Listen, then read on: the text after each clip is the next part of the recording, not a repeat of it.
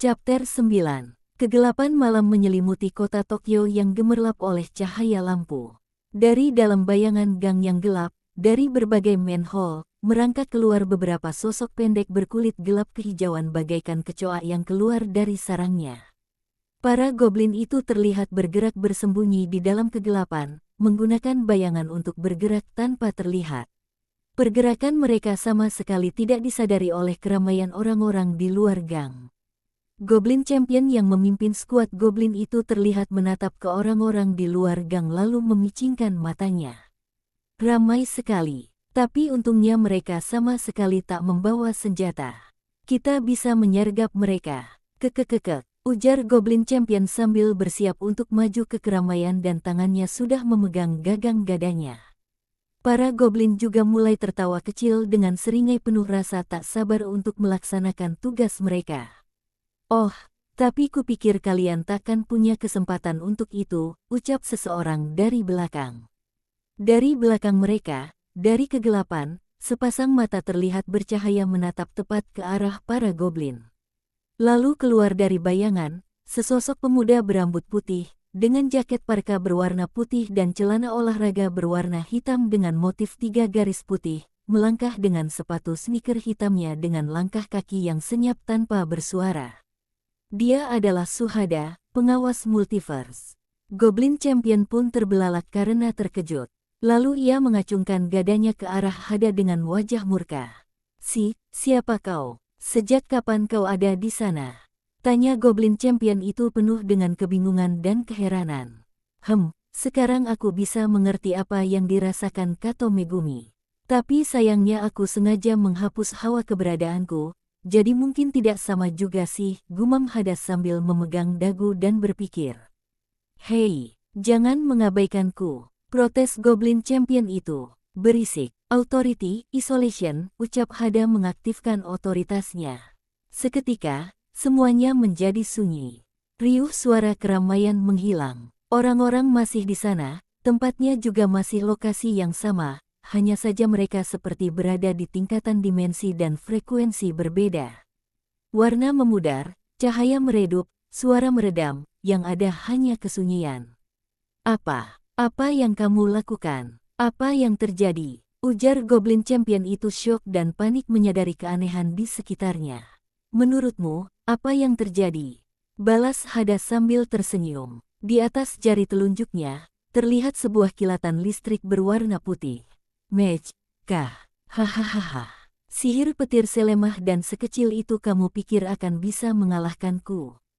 Ejek Goblin Champion. Aku tak perlu mengatakan apapun, biarkan hasilnya yang membuktikan, ungkap Hada lalu mengarahkan telunjuknya ke arah Goblin Champion.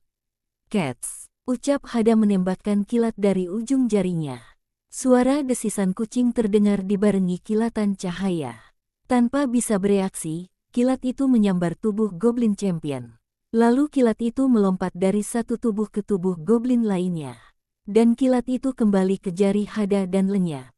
Dan tubuh para goblin itu pun berjatuhan dalam waktu yang bersamaan. Semua itu terjadi kurang dari 1 detik.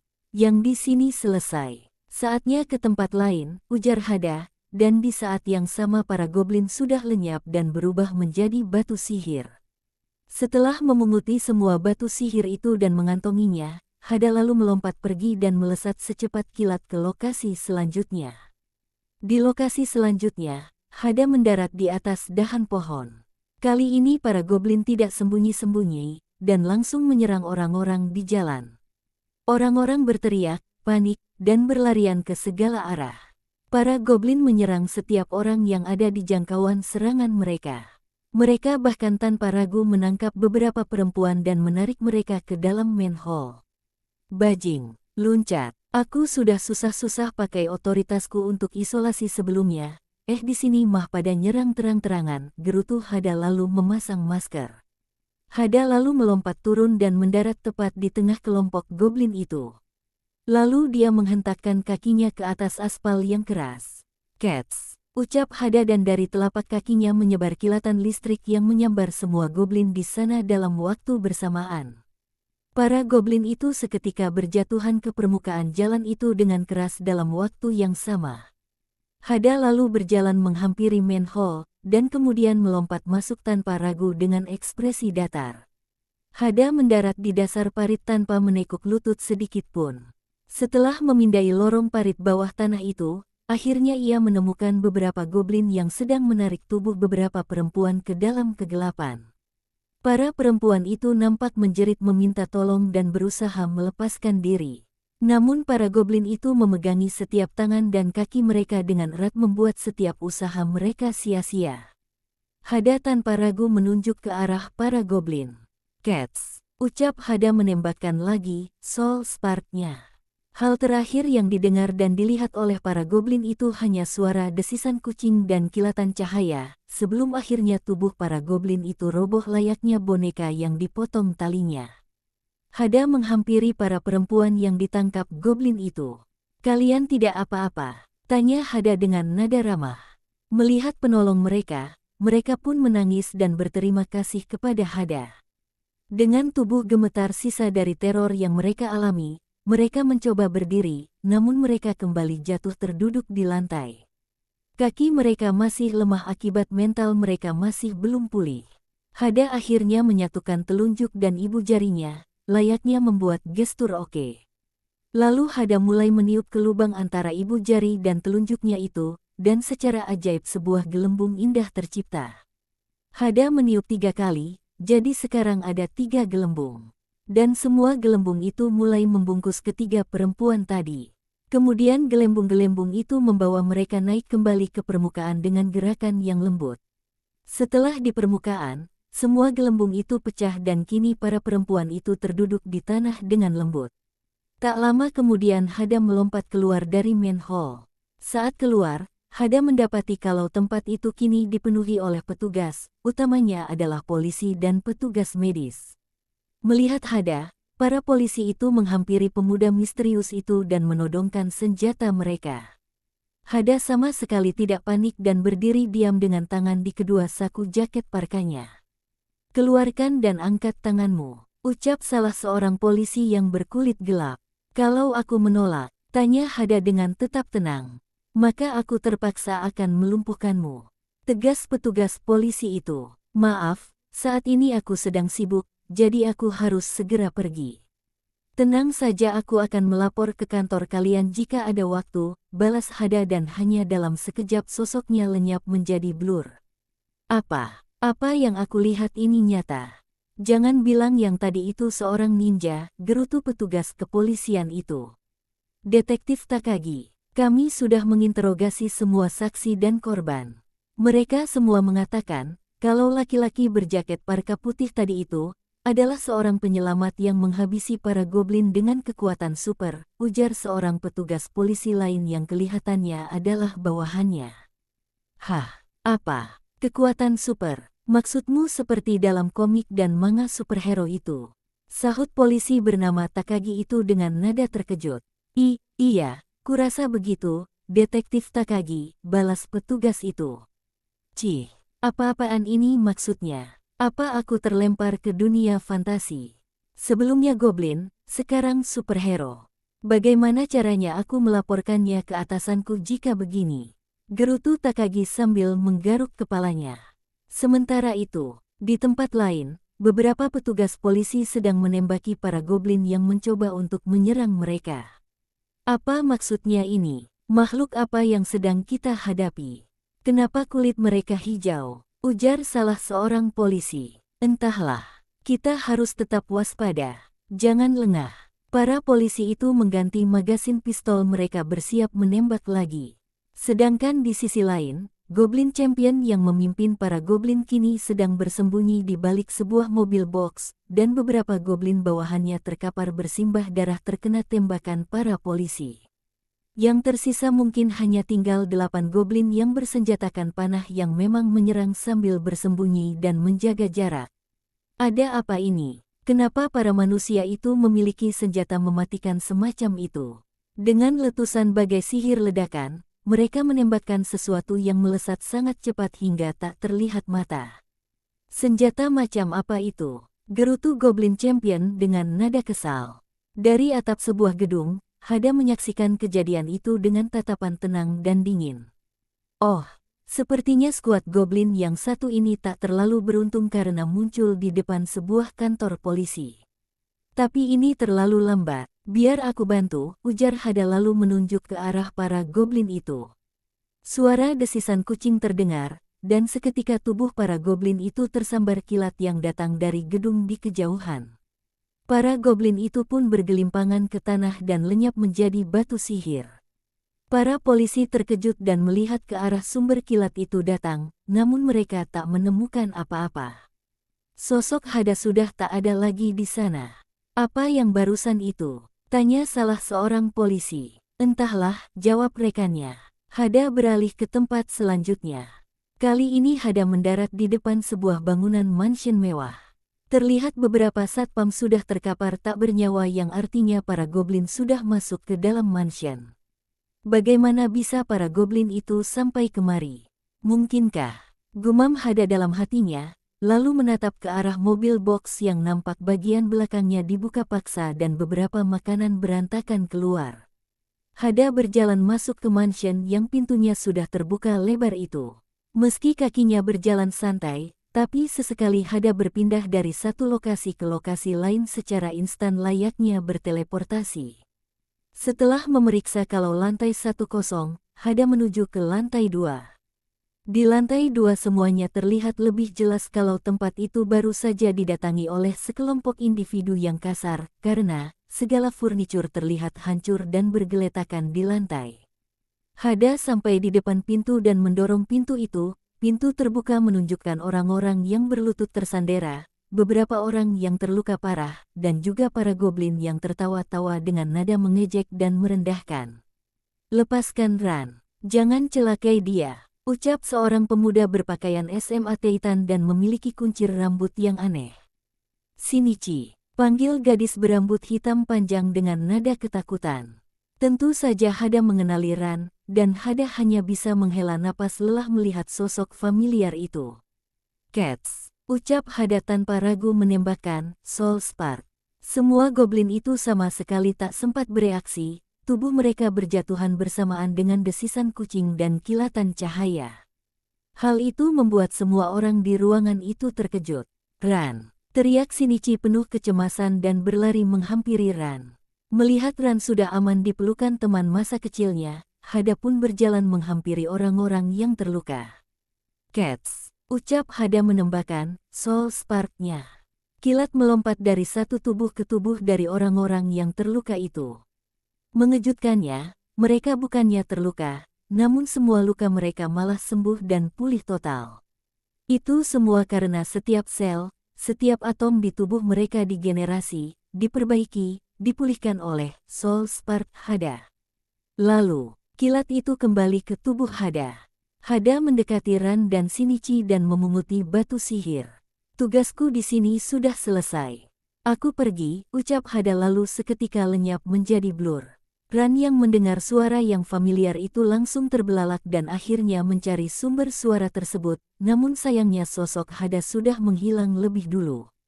"Suara itu, jangan bilang yang tadi itu Hada-san," gumam Ran dalam batinnya. Shinichi yang melihat perubahan ekspresi Ran, lalu bertanya, "Ran, ada apa? Kenapa kamu tiba-tiba bengong begitu?" "Tidak, bukan apa-apa. Mungkin hanya perasaanku saja," jawab Ran sambil memberikan senyuman setengah hati. Pikirannya masih terguncang dengan kejadian sebelumnya, dan juga tentang sosok berjaket putih yang menolongnya. Hada lalu pergi ke lokasi selanjutnya. Di lokasi ini, Hada mendapati kalau para goblin berhasil menguasai sebuah minimarket atau konbini. Di dalam, para goblin sedang mengacak-acak rak dagangan, dan tak lupa memakan semua makanan yang ada di dalam. Dan terlihat tubuh laki-laki yang nampaknya seorang kasir, terlihat terkapar tak bernyawa dengan luka parah. Hada mendorong pintu kaca, dan masuk ke dalam. "Kelihatannya kalian sedang bersenang-senang ya. Apa aku boleh ikutan?" ujar Hada ketika masuk ke toko swalayan itu. Para goblin itu terkejut, dan mereka langsung fokus ke arah Hada. "Ada apa? Kalian kaget aku tidak lari ketakutan?" lanjut Hada dengan tatapan penuh provokasi. Para goblin tak lagi fokus ke makanan mereka dan langsung melompat maju mencoba menyerang Hada. Namun Hada dengan santai menggerakkan kakinya mundur satu langkah, lalu membalikan badannya menghindari serangan itu. Amar ma'ruf nahi munkar, amar rasuli, ucap Hada lalu menciptakan sebuah cambuk dari petir di ujung dua jari yang disatukan, yaitu jari telunjuk dan jari tengah. Cambuk petir itu menghantam goblin yang menyerangnya tadi hingga hangus dan berubah jadi abu, menyisakan batu sihir saja. Hada lalu berbalik dan berputar mencambukkan cambuk petirnya ke para goblin lain. Para goblin berusaha menghindar, namun seakan cambuk itu punya pikirannya sendiri. Cambuk petir itu berbelok dan tetap mengenai mereka satu persatu di setiap cambukannya. Jeritan para goblin itu terdengar bersahutan sebelum akhirnya mereka lenyap menjadi batu sihir. Yang tersisa hanya seorang goblin champion yang nampak sedang melakukan sesuatu di dalam toilet. Hada membuka pintu ke ruang toilet itu, dan menemukan kalau saat ini goblin champion itu sedang melakukan sesuatu yang menjijikan. Nampaknya goblin champion itu menarik seorang pelanggan perempuan ke dalam toilet, dan kini perempuan itu berakhir dengan nasib mengerikan seperti sekarang. Hada tanpa ragu mencambukkan cambuk petirnya menghancurkan tubuh goblin champion itu seketika. Hada menghampiri tubuh perempuan itu, dan terlihat kalau mata perempuan itu tampak seperti kehilangan cahayanya, penuh keputusasaan. Hada menyentuh kening perempuan itu, mengalirkan soul spark-nya, dan lalu menggunakan itu untuk memanipulasi memori perempuan itu untuk memulihkan mentalnya. Tak lupa, Hada juga memulihkan kondisi tubuh perempuan itu. Kemungkinan, saat dia bangun nanti, ia akan sedikit kebingungan karena beberapa bagian memorinya hilang, dan ada memori baru yang asing. Tapi ini yang terbaik untuknya, ungkap Hada. Hada lalu menarik kembali soul spark-nya. Lalu Hada pergi menghampiri komputer di meja kasir, dan menggunakan soul spark, Hada memanipulasi rekaman video CCTV yang ada di toko itu. Hada memanggil medis dan kepolisian menggunakan telepon minimarket tersebut, kemudian pergi meninggalkan toko itu setelah mengumpulkan batu sihir yang berserakan di sana. Di lokasi selanjutnya, Hada melihat banyak sekali anggota polisi sedang mengepung sebuah bangunan. Hada melihat ke dalam bangunan dan mendapati kalau itu ternyata adalah asrama sekolah. Hada buru-buru masuk melalui atap. Pintu terkunci bukan masalah baginya. Dengan soul spark, ia bisa membuat kunci seaman apapun bisa terbuka, baik analog atau digital. Hada turun ke lantai di bawahnya dan mendapati kalau itu adalah asrama perempuan. Dan para perempuan itu sama sekali bukan perempuan biasa, karena mereka semua mampu membangun barikade dan menggunakan senjata api. Apa ini? Asrama Akademi Militer, tukas Hada. Hada tak membuang banyak waktu lalu menunjuk ke arah goblin, Cats. Ucap Hada menembakkan soul spark. Dengan sekali kilatan cahaya, para goblin yang hendak menembus barikade itu pun berjatuhan ke lantai. Para gadis yang sedang mempertahankan diri itu pun terkejut, dan lalu menoleh ke arah Hada. Melihat dandanan mencurigakan Hada, mereka lalu menodongkan senjata ke arah Hada. "Siapa kau?" tanya para gadis itu. "Daripada mengkhawatirkan tentang identitasku, bukannya kalian lebih baik fokus pada mereka?" balas Hada sambil menunjuk ke belakang barikade. Terlihat di sana goblin champion berdiri dan dengan sekali ayunan gada, barikade itu hancur berantakan. Dari belakang goblin champion berlarian para goblin yang berniat menyerang mereka. "Semuanya, tembak," ujar salah seorang gadis yang memegang komando.